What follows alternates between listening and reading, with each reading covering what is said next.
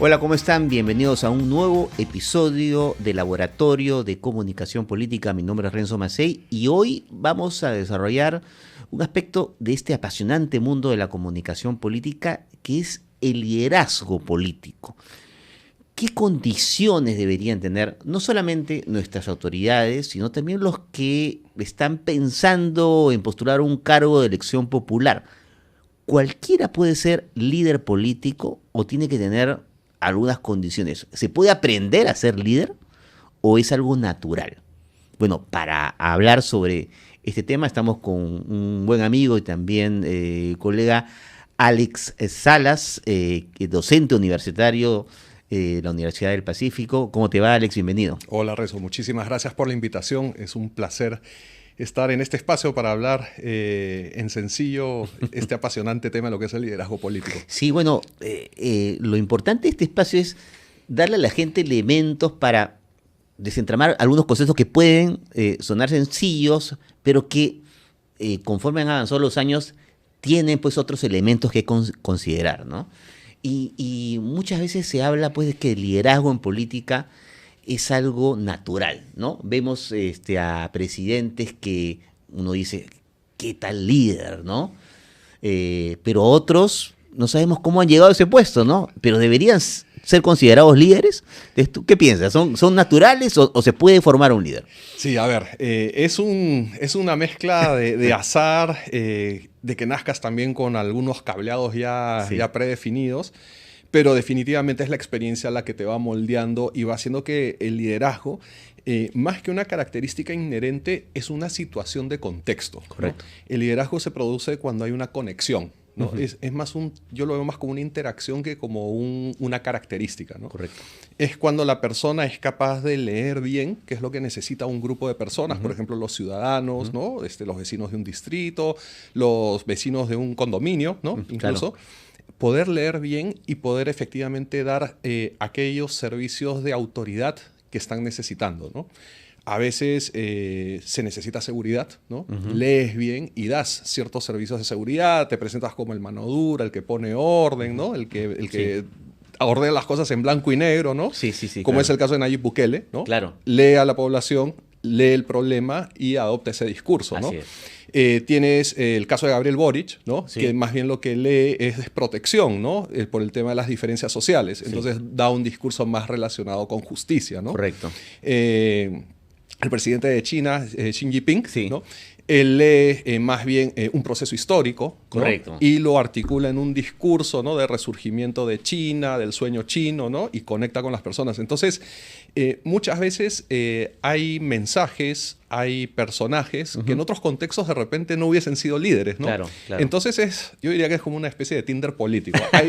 Tú te presentas con ciertas características, lees bien el tema y se produce el match, ¿no? Claro. Y por eso lo más importante, uno dice, bueno, ¿y cómo hablo, no? ¿Cómo me conduzco, no? Lo primero en el tema de psicología política no es entender cómo un líder habla, sino es cómo un líder debe escuchar. Así es. Cómo debe leer a la ciudadanía, cómo entender las necesidades, Sí. cómo entender los diferentes rincones del país, porque no se leen las situaciones de la misma manera, ¿no? Sí. Por ejemplo, el cómo se entiende el Estado en Lima es muy diferente a cómo se entiende el Estado a nivel rural, ¿no? Sí, por supuesto. Tiene cargas emotivas diferentes y por lo tanto agendas Uh-huh. ciudadanas diferentes respecto al Estado, ¿no? Muy interesante lo que señalas con el ejercer liderazgo que tiene que ver con la conexión en el momento, ¿no? Por ejemplo, se me viene a la mente Javier Milei, ¿no? Claro.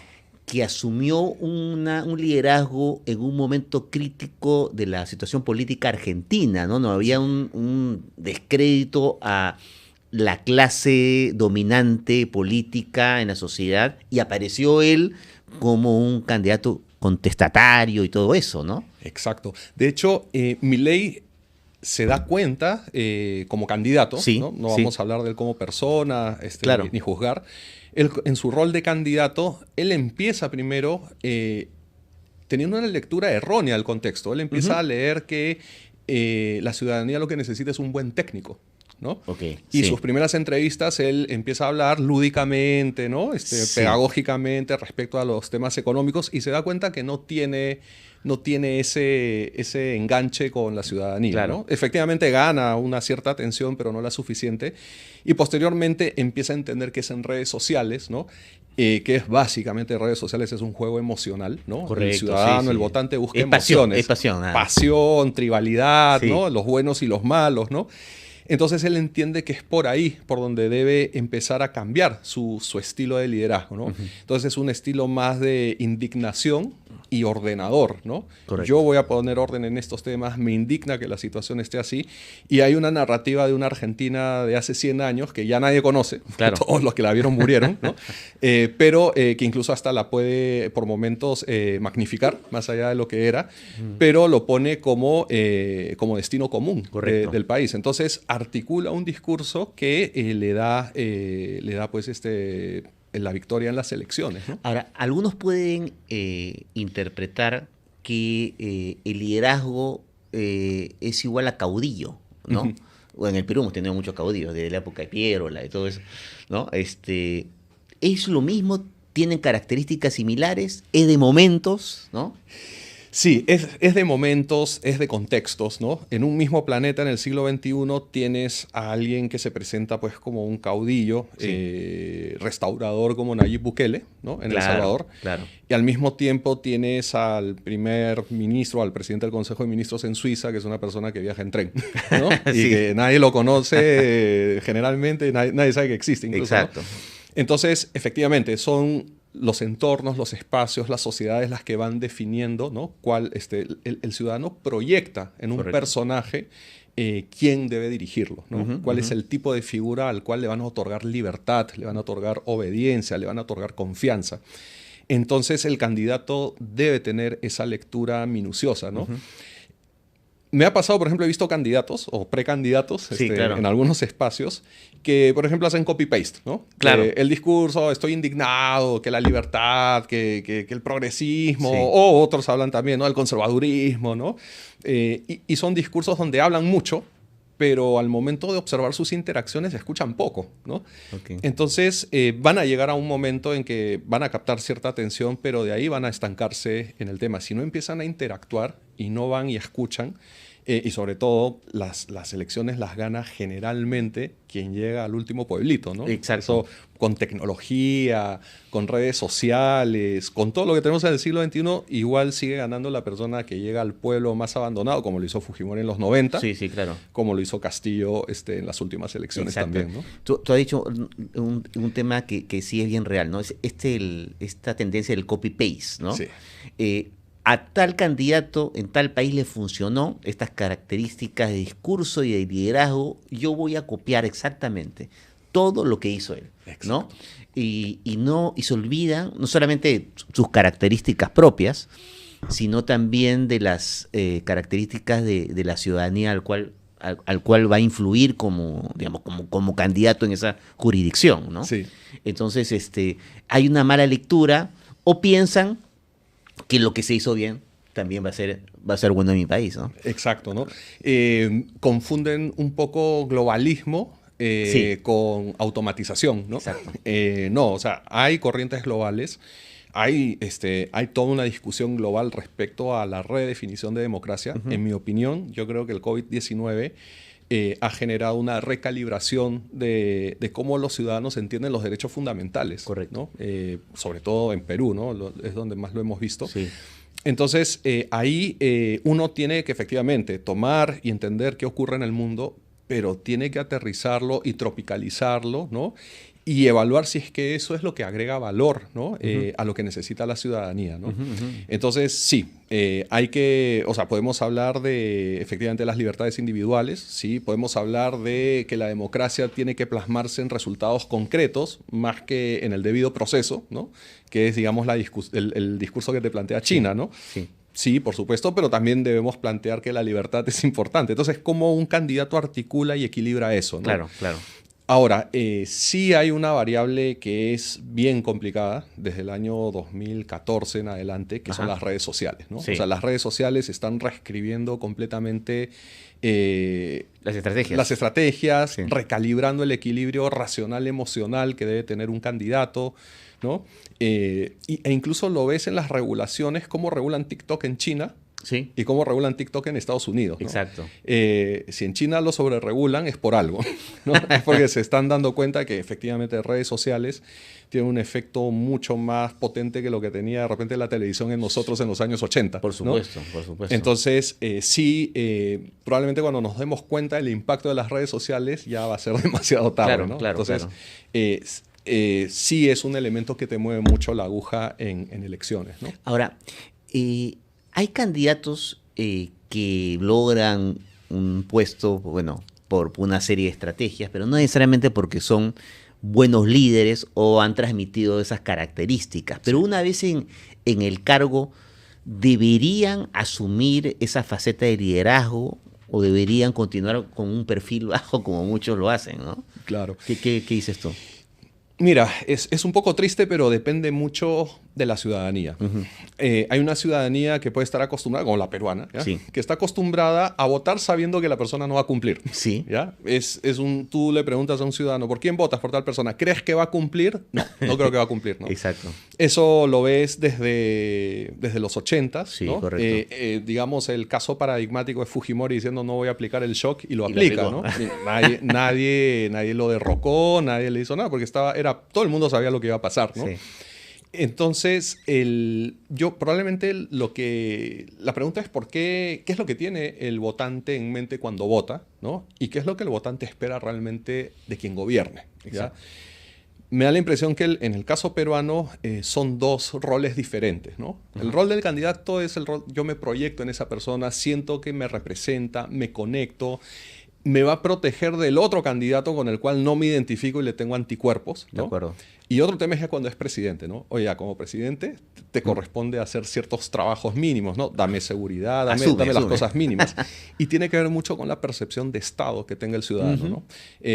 Por ejemplo, en el interior del país la percepción es más, mira, quiero los servicios muy básicos del Estado, ¿no? Seguridad, salud, educación, nutrición, ¿no? Caliwarma es un tema bien importante, más de lo que... Ya no se llama Caliwarma. Claro, ya le han puesto otro nombre. Sí. Y mientras que en Lima hay un entendimiento más sistémico del rol del presidente, ¿no? Oye, controla los poderes, que el Congreso esté, ¿no? Ahí en su debido espacio de participación, cosa que, bueno, no ocurrió en los últimos años.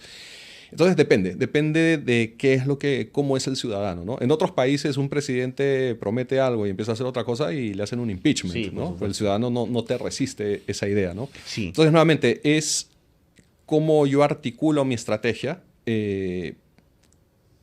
y cómo me presento como un líder comunicativo en las elecciones, ¿no?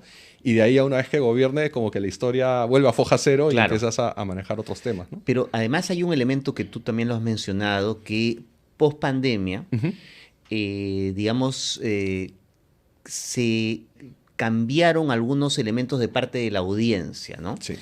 Las redes sociales y todo eso. Tenemos una opinión pública que investiga más, ¿no? Al más mínimo detalle, ¿no? Una foto te puede estropear una carrera, ¿no? Totalmente. Sí. Es más escrupulosa, hay un mayor escrutinio, exacto, ¿no? Y entonces le exige más a esa autoridad, ¿no? Y eso implica que asuma más, obviamente, esa función de liderazgo. Me están investigando al más mínimo, pero necesito, pues, esa posición de líder que tal vez pueda reconocer algunos errores, ¿no? Exacto. A ver, ese es un tema apasionante porque la calibración que creo tiene el ciudadano peruano como proceso del COVID-19, y creo que en 10 años va a haber mucha más investigación. Correcto. Tiene que ver con la valoración y uso de lo que es la moral, ¿no? Ok. Antes, la integridad y moral de un candidato y las buenas formas eran un requisito necesario, ¿no? Sí. Si no había eso, no se podía ni siquiera presentar como candidato, ¿no? hoy en día lo que ha pasado es que comunicacionalmente hay tanta exposición de contradicciones entre lo que dice y hace un candidato o lo que dice y hace un líder político, que en realidad la moral como variable ya no le sirve al ciudadano para diferenciar quién es bueno y quién es malo, ¿no? Correcto. El ciudadano ya se ha hecho una idea, mira, todos son malos, Claro. pero voy a elegir a quien me dé el resultado más concreto, ¿no? Ok. Entonces, puedes tener, por ejemplo, y paradójicamente eso refuerza lo que algunos candidatos presentan como autenticidad, ¿no? Sí. Oye, yo hablo las cosas como son, digo Soy las más cosas directo. como son, soy más directo, ¿no? Tengo mis programas y hablo lisuras, ¿no? Sí. Y cosas por el estilo. ¿Por qué? Porque ya lo moral no es un requisito para presentarse como un líder político frente a la ciudadanía, ¿no? Ese es un cambio drástico en el tema del COVID, ¿no? ¿Por qué? Porque tuviste un presidente que se inyectó la vacuna antes que el resto. Correcto. Porque tuviste corrupción que hizo que la gente no pueda acceder a oxígeno, mientras que en el resto del planeta todo el mundo podía acceder a oxígeno. Porque mucha gente se fue a la quiebra, ¿no? Sí. Por no acceder a un sistema de salud, se endeudó por 3-4 días de balones de oxígeno. Y además por las 250.000 personas o más que han muerto, ¿no? Sí, correcto. O sea, eso genera un cambio en el discernimiento moral de cualquier ser humano, ¿no? En Perú, en Suiza, en Japón, ¿no? Porque es un proceso muy fuerte, muy silencioso en el Perú, Sí. pero muy fuerte. Y es una de las razones por las cuales Castillo llega, ¿no? Pero es peligroso esa tendencia, ¿no? O sea, Sí. que la moral no sea un elemento influyente a la hora de tomar una decisión Claro. electoral, ¿no? O sea, Es- es un panorama, digamos, bastante desalentador, ¿no? La moral justamente empieza a perder peso en periodos de mucha abundancia, Sí. ¿no? Y empieza a tomar relevancia cuando las cosas están muy mal, ¿no? Claro.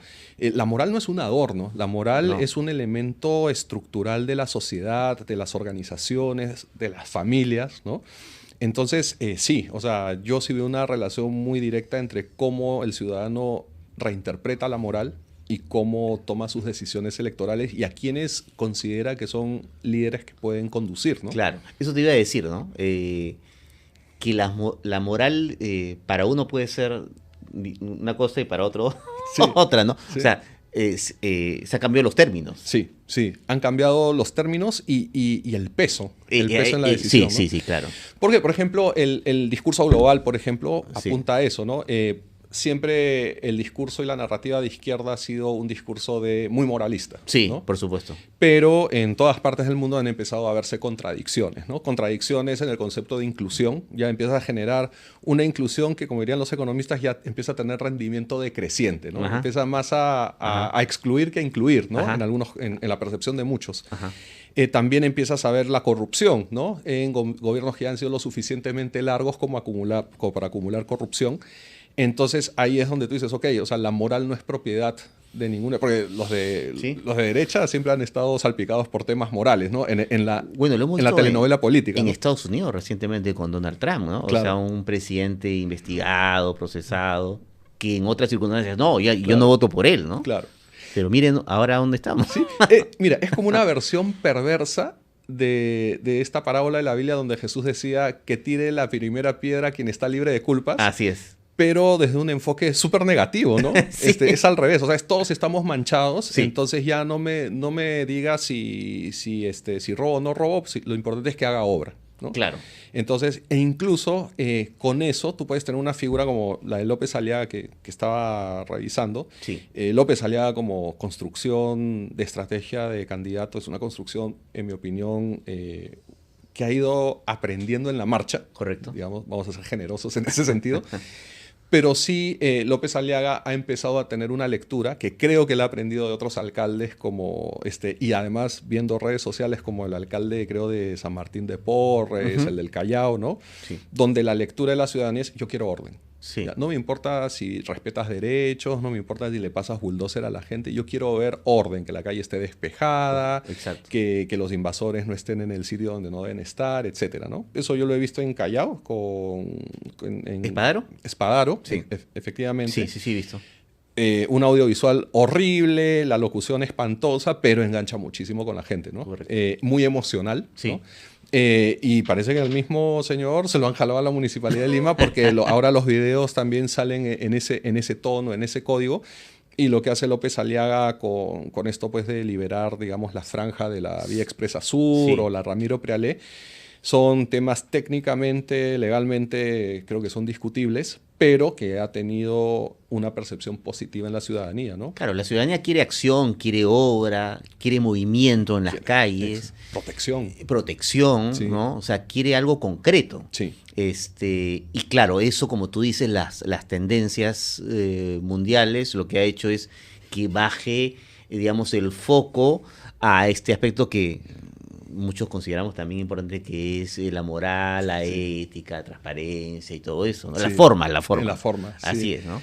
Ese es un poco o sea, las buenas lecturas. Por ejemplo, hay candidatos que son de mi particular admiración, que no voy a mencionar, ajá, que son tienen una calidad moral muy alta, ¿no? Sí. Pero ya no conecta, ¿no? No conecta sí. con la ciudadanía. La ciudadanía muchas veces está muy desesperada por cosas de muy corto plazo, ¿no? Sí. Efectivamente, te están extorsionando, están asaltando a un familiar en la esquina de tu casa, se supone que las cosas mínimas por las cuales existe el Estado, ¿no? Lo mínimo del Estado es hacer que las personas no se peleen, pues, ¿no? Sí. Y viene un pata con un garrote y les pega a los dos para que no se peleen. Ni siquiera eso está ocurriendo, ¿no? Sí. Entonces, es muy fácil ahorita construir figuras de liderazgo político que exploten, digamos, ese tema. Y bueno, te podría decir que, por ejemplo, ¿no? un espacio de oportunidad sería, pensando a nivel de alucinación, de inteligencia artificial, por ejemplo, ya no se puede, pero si hubiésemos tenido un ministro del Interior con mucho carácter y que haya hecho de repente 3 o 4 cosas fuertes en este año, y que hubiese tenido un buen reconocimiento a la ciudadanía, probablemente esa persona habría sido un serio candidato para la presidencia. Sí. ¿No? Habría podido decir, mira, con los hechos lo demostré y puedo construir un discurso que conecta con la ciudadanía. Porque esa es la problemática principal. Exacto. En estos momentos. Sí. ¿No? Pero esa oportunidad ya se perdió, y bueno, y quien estuvo en el ministerio también se la perdió.